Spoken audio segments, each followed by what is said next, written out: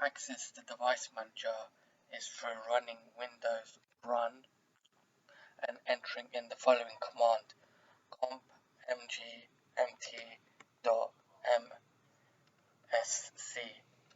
Now I'm going to press OK.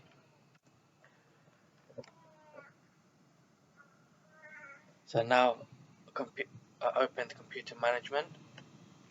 As you can see on my left hand side, you can see the device manager.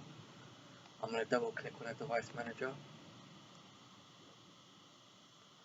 Now what device manager allows you to do is troubleshoot various devices on your computer.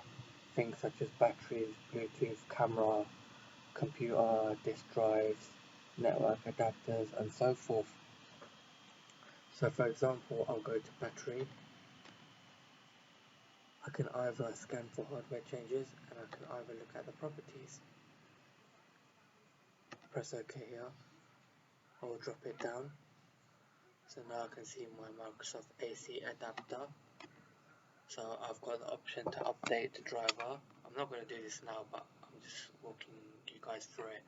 Guys, I've got the option to update the driver, disable the driver, uninstall the driver device, scan for hardware changes, and also view the properties. So as you can see, there's a general property. This device is working properly. There's a driver details, which we went through when we right clicked. There's the actual driver details, and there's also details of events. So this is basically pretty much an overview of Device Manager. If anything goes wrong with your computer, you can always go to Device Manager and troubleshoot your drivers. Thank you for watching my YouTube channel. Please don't forget to subscribe, like and share.